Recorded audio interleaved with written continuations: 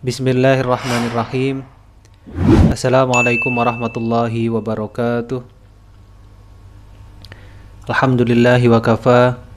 Wassalatu wassalamu ala nabiyil mustafa wa ala alihi wa ashabihi ahli sidqi wal wafa.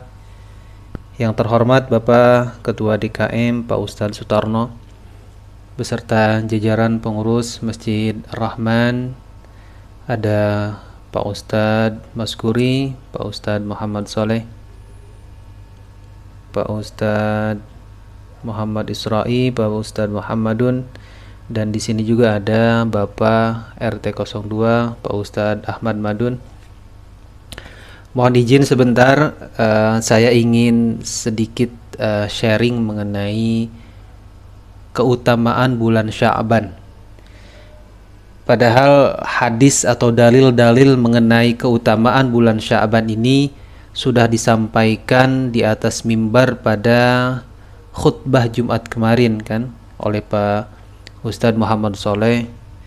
Kemudian sebelumnya juga keutamaan mengenai Sya'ban ini sudah disampaikan oleh Pak Ustadz Rashid. Sedikit saja ini karena sekarang sering terdengarnya bahwa ada sebahagian orang yang menyangka bahwa nisfus Sya'ban itu tidak ada dalilnya. Itu penyikapan kita yang pertama seperti apa. Kemudian yang kedua, ada satu broadcast yang akhir-akhir ini sering kita terima, yaitu mengingatkan mengenai malam nisfus Sya'ban. Di dalamnya terdapat kalimat bahwa Nabi Shallallahu Alaihi Wasallam bersabda, barang siapa yang mengingatkan mengenai nisfu Sya'ban maka dia akan terhindar dari api neraka. Kan gitu kan, ada broadcast seperti itu. Tetapi itu adalah hadisnya bukan dari Nabi, alias hadis maudhu atau istilahnya hadis palsu. Bagaimana kita cara menyikapi ini? Tentunya kita punya sikap kalau kita mengetahui dasar dalil dari baginda Nabi Shallallahu Alaihi Wasallam. Kemarin Pak Ustadz Muhammad Soleh di khutbahnya menyampaikan satu hadis riwayat dari Sunan An-Nasa'i, nomor hadisnya itu 2357 gitu ya Pak ya. Beliau di sana menyebutkan bahwa kira-kira hadisnya adalah ada seorang sahabat yaitu Usamah bin Zaid radhiyallahu anhuma berkata atau bertanya kepada Nabi Shallallahu Alaihi Wasallam, wahai Rasulullah, aku tidak pernah melihat engkau berpuasa dalam satu bulan sebagaimana engkau berpuasa di bulan Sya'ban. Maka baginda Nabi Shallallahu Alaihi Wasallam menjawab, dzalika syahrun yaghfulun nasu anhu baina Rajabin wa Ramadhana.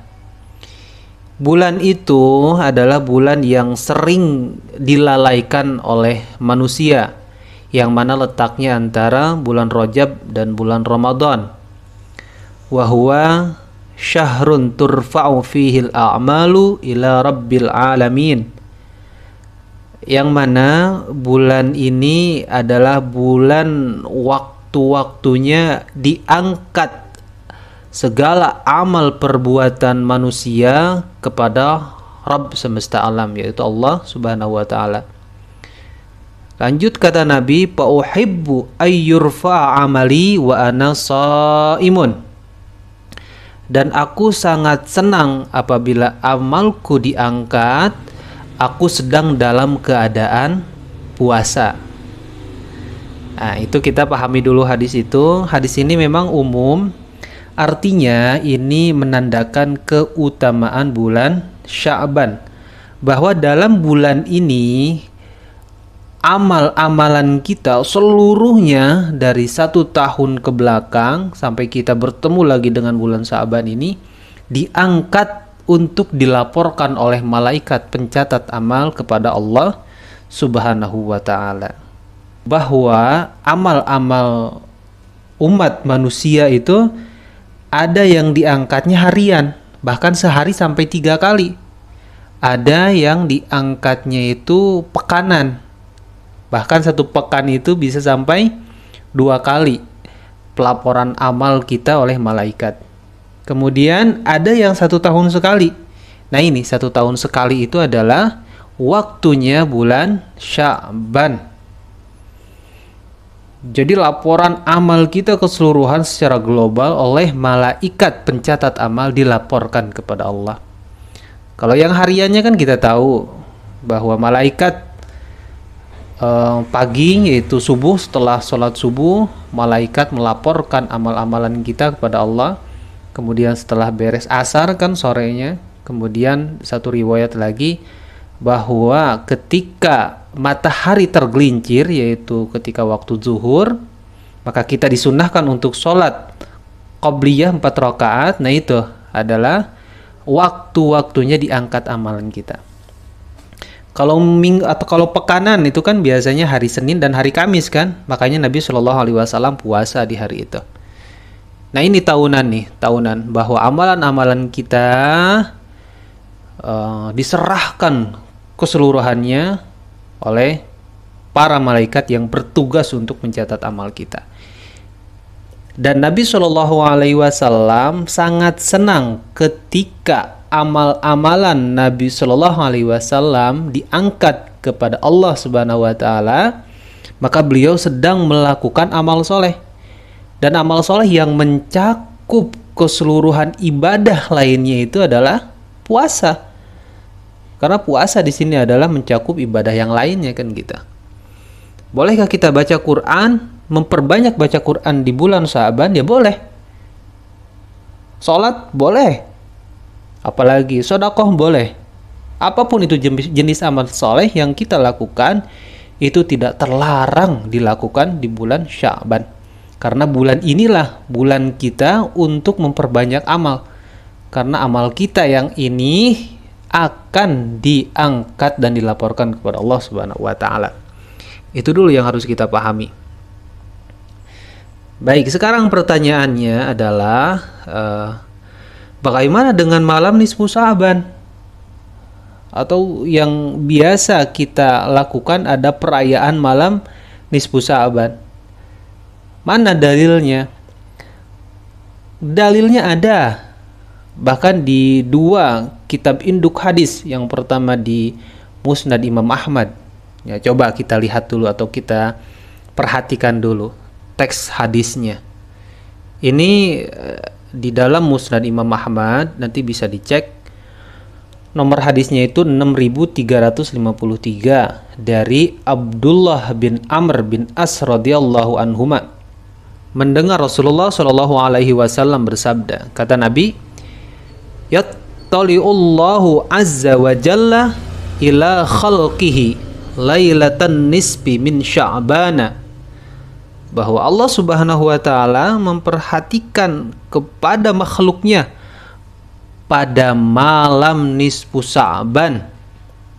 Maka Allah fayaghfiru li ibadihi illa lithnaini musyahinin wa qatilin nafs. Maka Allah Subhanahu wa taala mengampuni hamba-hambanya kecuali 2 orang, yaitu musyahinin. Musyahinin itu yang masih bertengkar, belum akur. Itu tidak diampuni oleh Allah Subhanahu wa taala. Wa qatilin nafs, dan orang yang membunuh jiwa yang tidak bersalah. Selain daripada itu, Allah Subhanahu wa taala mengampuni hamba-hambanya. Nah, hal senada pun disebutkan di dalam Ibnu Majah, nomor hadis 1390, diriwayatkan oleh Abu Musa al-Asy'ari. Sama ini, bahwa Allah Subhanahu wa taala memperhatikan hambanya di malam nisfu Sya'ban, kemudian Allah Subhanahu wa taala mengampuni mereka kecuali orang yang musyrik dan orang yang masih bermusuhan. Nah itu ada kan dalilnya? Sahih itu. Hadis ini sahih. Coba lihat di Musnad Imam Ahmad Nomor hadis 6353. Di Ibnu Majah pun tadi sudah disebutkan nomor hadis 1390. Sahih itu derajatnya. Yang dari Imam Ahmad sahih, yang dari Ibnu Majah itu derajatnya hasan. Kemudian masih di dalam Sunan Ibnu Majah ada hadis yang sebelumnya. Nomor hadisnya 1389. Ada satu kisah yang diriwayatkan oleh Ummul Mukminin Aisyah radhiyallahu anha, bahwa Aisyah berkata seperti ini kira-kira. Suatu malam aku kehilangan Nabi Shallallahu alaihi wasallam. Aku pun mencarinya dan ternyata beliau berada di Baqi, sedang menengadahkan kepalanya ke langit. Beliau lalu bersabda, "Wahai Aisyah, apakah engkau takut Allah dan Rasul-Nya akan mengurangi haknya atasmu?" Kata Aisyah, aku mengatakan, "Tidak ya Rasulullah, hanya saja aku khawatir engkau mendatangi salah seorang dari istrimu." Ya malum ya, perasaan wanita di sini istri. Maka beliau Shallallahu alaihi wasallam bersabda, "Sesungguhnya pada pertengahan malam Sya'ban Allah turun ke langit dunia lalu mengampuni orang-orang yang jumlahnya lebih banyak daripada jumlah bulu kambing atau bulu domba Bani Kalb." Masya Allah. Pada malam nisfu Sya'ban Allah mengampuni banyak manusia lebih banyak daripada bulu yang dimiliki oleh domba-domba. Ini keutamaan malam nisfu Sya'ban. Kalau ada yang mengatakan bahwa hadis ini dhaif, iya, dhaif. Dhaifnya di mana? Dhaifnya karena ada rawi yang terputus. Jadi kan Aisyah radhiyallahu anhu berkata didengar oleh Urwah bin Az-Zubair. Nah, dari Urwah bin Az-Zubair terputus nih.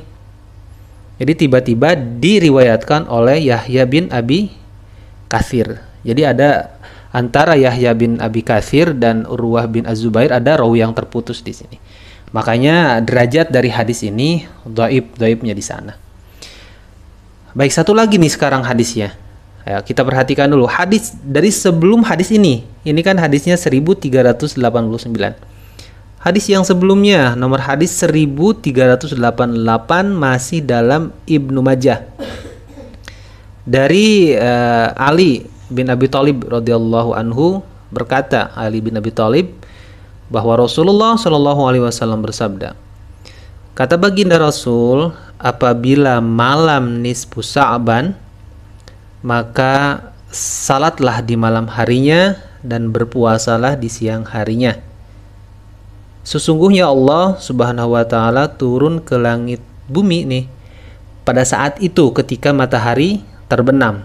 Jadi ketika tanggal 14 sore kemudian maghrib, Allah Subhanahu wa taala dengan rahmatnya turun ke langit. Rahmat Allah Subhanahu wa taala, rahmat yang sangat besar turun ke langit dunia. Kemudian Allah berfirman, adakah orang yang meminta ampun kepadaku? Kata Allah, yang pertama itu, adakah orang yang minta ampun kepadaku? Maka aku akan mengampuninya. Siapa orang yang merasa bersalah di sini? Silahkan minta ampun kepada Allah di malam nisfu Sya'ban, maka Allah pasti mengampuninya. Kemudian kata Allah, adakah orang yang meminta rizki? Maka aku akan memberikan rizki. Siapa yang minta rizki di malam nisfu Sya'ban, silahkan minta rizki, pasti Allah Subhanahu wa taala memberikan rizki yang dia minta. Kemudian kata Allah, adakah orang yang mendapat cobaan, maksudnya penyakit atau apapun itu yang dia menderita karenanya, kemudian kata Allah, maka aku akan menyembuhkannya. Masya Allah. Adakah yang begini, adakah yang begitu sampai terbit fajar. Nah ini Allah Subhanahu wa taala turun ke langit dunia. Tentunya dengan kemahakuasaan Allah, kemahabesaran Allah di sini. Kita tidak bisa mentakwil bagaimana Allah turun ke langit dunia. Ada yang bilang juga ulama bahwa rahmat Allah yang lebih besar turun ke langit dunia. Nah itu, malam nisfu Sa'ban. Baik, hadis ini memang derajatnya dhaif. Kenapa dhaif? Karena ada salah satu perawi, yaitu tabi'ut tabi'in, namanya Abu Bakar bin Abdullah. Karena beliau ini menurut para ahli hadis dhaif, mungkin pelupa kah atau apalah. Cuma tidak sampai munkar, beliau itu memang mungkin dalam hafalannya kurang atau seperti apa. Yang pasti ahli hadis menyebutkan bahwa beliau ini dhaif. Jadi memang tidak dipakai hadisnya kecuali oleh Ibnu Majah dan Imam Ahmad. Nah, hadis yang tadi yang sebelum hadis yang setelah hadis ini dari Aisyah radhiyallahu anha, dan hadis ini memang derajatnya dhaif. Tetapi hadis dhaif bisa kita amalkan, kata Imam An-Nawawi sebagai fadhailul amal, asalkan ada hadis pendukungnya. Mana hadis pendukungnya ya? Hadis yang setelahnya itu Ibnu Majah 1390, bahwa Allah Subhanahu wa taala memperhatikan makhluknya, kemudian Allah memberikan ampunan kepada makhluknya di malam nisfu Sa'ban, kecuali orang yang musyrik dan orang yang bermusuhan. Hadisnya sahih ini. Hadisnya hasan. Jika ada hadis pendukung di malam nisfu Sa'ban, maka kita boleh mengamalkan hadis dari Aisyah dan Ali bin Abi Thalib ini. Itu kenapa harus puasa? Kan tadi ada hadisnya umum bahwa wa anna wa uhibbu ayyurfa'a amali wa ana shaimun. Saya senang jika amal saya diangkat ke hadirat Allah Subhanahu wa taala posisi saya sedang melakukan puasa. Kata Nabi kan seperti itu. Kemudian kenapa harus melakukan puasa di nisfu Sa'ban? Ya karena memang kan ada hadisnya bahwa barang siapa yang puasa 3 hari atau puasa Ayyamul Bid tanggal 13, 14, 15 di setiap bulannya, maka dia seperti halnya puasa 1 tahun, kan gitu. Apa yang melenceng kan? Tidak ada yang melenceng dari sini. Tidak ada yang bid'ah dari sini. Jika ada yang mengatakan boleh, silahkan melaksanakan malam nisfu Sa'ban, asalkan sendiri-sendiri, jangan sampai berkumpul-berkumpul. Memangnya kenapa salahnya berkumpul ketika kita melakukan amal-amal di malam nisfu Sa'ban? Karena memang ada jelas hadisnya juga di Sahih Muslim nomor hadis ke 2701. Ya, pernah saya juga menerangkan mengenai hal ini. Sedikit nih, kalau memang ada yang membantah seperti itu, tidak boleh kita berkumpul dalam suatu majelis khusus untuk mendengarkan hadis ini nih. Di dalam Sahih Muslim nomor hadis ke 2701, bahwa kira-kira seperti ini maknanya. Pada suatu hari Muawiyah melewati sebuah halaqah di masjid perkumpulan. Dia melihat ada banyak orang di masjid. Kemudian Muawiyah bertanya kepada mereka yang ada di sana, majelis apakah ini? Mereka yang ada di dalamnya itu menjawab, kami duduk di sini untuk berzikir kepada Allah Subhanahu wa taala. Kemudian Muawiyah bertanya lagi, demi Allah, benarkah kalian duduk di sini hanya untuk hal itu? Hanya untuk berzikir kepada Allah? Mereka menjawab, demi Allah, kami duduk hanya untuk itu. Kata Muawiyah, melanjutkan pertanyaannya, sungguh saya tidak menyuruh kalian bersumpah karena mencurigai kalian. Kata Muawiyah itu, karena saya ini orang yang paling sedikit menerima hadis dari Nabi Shallallahu Alaihi Wasallam. Tetapi saya pernah memperhatikan atau pernah melihat Nabi Shallallahu Alaihi Wasallam di suatu hari melewati halaqah para sahabat. Kemudian Rasulullah bertanya, majelis apa ini? Kata Nabi. Mereka menjawab para sahabat, ya Rasulullah, kami duduk hanya untuk berzikir kepada Allah dan memuji. Allah atas hidayah Allah yang berupa Islam ini yang dianugerahkan kepada kami. Maka Rasulullah SAW bertanya lagi, sungguh aku menyuruh kalian bersumpah bukan karena mencurigai kalian, akan tetapi karena aku pernah didatangi Jibril alaihissalam. Kemudian Jibril memberitahukan kepadaku bahwasannya Allah Subhanahu wa taala membanggakan kalian di hadapan para malaikat. Catat di sini. Nabi Shallallahu alaihi wasallam pun tidak melakukan halaqah zikir, tapi yang melakukan adalah para sahabatnya. Nabi tidak melarang. Bahkan Nabi Shallallahu alaihi wasallam memuji. Pujiannya adalah bahwa Allah Subhanahu wa taala memuji orang-orang yang sedang berzikir bersama di majelis tertentu, memuji di hadapan malaikat-malaikat yang dekat dengan Allah Subhanahu wa taala. Nah, ini dalilnya kita boleh dalam suatu majelis zikir duduk bersama. Bahkan dalam hadis sebelumnya di dalam Sahih Muslim juga nomor hadis ke 2700, kan tidaklah suatu kaum duduk-duduk untuk berzikir kepada Allah Subhanahu wa taala kecuali didatangi oleh malaikat, dipenuhi rahmat, dan mereka diberikan sakinah. Kan ada seperti itu. Sekarang apa salahnya gitu kan? Kemudian ada juga yang membantah, kenapa harus baca surat Yasin? Ya, memang kenapa? Kata Nabi Shallallahu alaihi wasallam, inna fi kulli syai'in qalban wa qalbul Qur'ani Yasin. Sesungguhnya segala sesuatu itu memiliki jantungnya, dan jantung Al-Quran itu adalah surat Yasin. Kemudian ada Nabi Shallallahu alaihi wasallam juga bersabda, man qara'a Yasin fi lailatin asbaha maghfuran lahu. Barang siapa yang membaca surat Yasin di malam hari, maka dia akan diampuni oleh Allah Subhanahu wa taala di pagi harinya. Ya, kenapa harus malam nisfu Sa'ban? Ya karena ini momen. Untuk saya sendiri, saya memilih ikut nisfu Sa'ban. Karena memang kalau melaksanakan di rumah banyak gangguannya dan kemungkinan besar tidak bisa. Tapi minimal kita ikut di masjid bersama-sama, kita membaca surat Yasin.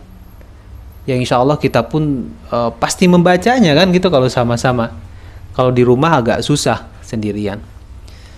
Kemudian dari mana ini asalnya perayaan nisfu Sa'ban bersama-sama berkumpul di masjid di suatu tempat gitu kan? Ini memang pada zaman Nabi Shallallahu alaihi wasallam tidak ada, pada zaman sahabat tidak ada, tapi ini dilakukan oleh sebahagian tabi'in di daerah Syam. Jadi dikatakan nama tabi'innya itu adalah Khalid bin Ma'dan. Jadi Khalid bin Ma'dan ini adalah salah seorang perawi yang sikoh yang ada di Bukhari dan Muslim juga. Kemudian ada Makhul. Makhul ini adalah salah seorang tabi'in juga yang riwayatnya dipakai oleh Imam Muslim. Jadi artinya kalau mereka dimasukkan ke dalam kitab Sahih Muslim, berarti kan itu udah sikoh, orang yang terpercaya. Ada juga seorang periwayat hadis namanya Luqman bin Amir. Jadi menurut Ibnu Hajar, beliau adalah sikoh dan terpercaya. Dan kata Nabi Shallallahu alaihi wasallam pun kan tegas, khairul quruni qarni. Sebaik-baik generasi adalah generasiku, yaitu aku dan para sahabat. Waladina yalunahum, dan orang-orang yang mengikuti mereka, yaitu tabi'in. Waladina yalunahum, dan orang-orang yang mengikuti tabi'in, yaitu tabi'un tabi'in. Nah, ini dilakukan oleh sebahagian tabi'in di Syam. Karena memang pada ketika itu juga ada ikhtilaf ulama. Jadi ulama di Hijaz itu memang tidak mengikuti atau tidak merayakan malam nisfu Sa'ban. Seperti Atha bin Abi Rabah gitu kan, mereka menentang karena Nabi SAW tidak melakukan. Nah ini kan ikhtilaf. Artinya untuk sikap kita dengan dalil-dalil yang tadi sudah disebutkan, kalau memang memahami dalil ini dari sudut pandang sesuai dengan apa yang saya katakan tadi, ayo kita sama-sama menghidupkan malam nisfu Sya'ban. Apabila memang ada bahwa Nabi tidak melakukan nih, saya pun tidak melakukan, ya silahkan lakukan di rumah. Tapi perbandingannya sekarang, apabila di rumah kita tidak ngapa-ngapain ketika malam nisfu Sya'ban, tetapi di masjid kita bisa mengikuti orang gitu kan, baca Quran, wirid, lebih baik di mana kan gitu. Ya itu kan pertanyaannya seperti itu sekarang. Terus ada yang bertanya lagi, kenapa harus ada air gitu kan? Terus kita buka air di depan imam, kemudian air itu didoakan. Ya karena memang media untuk penyembuhan ruqyah itu air. Ya. Pernah kan malaikat Jibril alaihissalam meruqyah Nabi sallallahu alaihi wasallam dengan air, medianya sebanyak 3 kali. Jibril ini. Kemudian Nabi Shallallahu Alaihi Wasallam pun pernah meruqyah salah satu sahabatnya, itu Sabit bin Qais, dengan air medianya. Terus ada penelitian juga di Jepang ini, ketika air didengarkan oleh bacaan Al-Quran dan bacaan-bacaan yang baik, kata-kata yang baik, jadi molekulnya itu bagus, kristalnya itu indah banget, dibandingkan air yang didengarkan metal atau musik-musik yang keras. Jadi si partikel-partikel airnya itu membentuk suatu yang buruk rupa gitu kan. Nah itu sudah terbukti kan dalam ilmiahnya seperti itu. Dan air ini memang media untuk ruqyah. Kita kan banyak sekarang ulama media untuk ruqyah atau penyembuhan seorang itu dengan air doa. Apa salahnya di sini? Nah itu bapak-bapak yang bisa saya sampaikan terkait dengan nisfu Sya'ban yang sering kita berpolemik di dalamnya. Ini setiap tahun pun pasti akan terjadi gejolak hal-hal yang seperti ini. Tapi ya mari kita sikapi berdasarkan dari hadis dari baginda sallallahu alaihi wasallam dan mengikuti para ulama. Kemudian ada lagi pertanyaannya, kenapa harus Yasin dibaca 3 kali? Ya karena memang ada ijtihad ulama yang mengatakan itu. Salah satunya dikatakan oleh Syekh Al-Buni. Jadi kita memang ya mari kita baca Yasin 3 kali. Satunya untuk kesembuhan kita, satu lagi untuk panjang umur, ya satu lagi untuk diberikan oleh Subhanahu wa taala rezeki yang baik.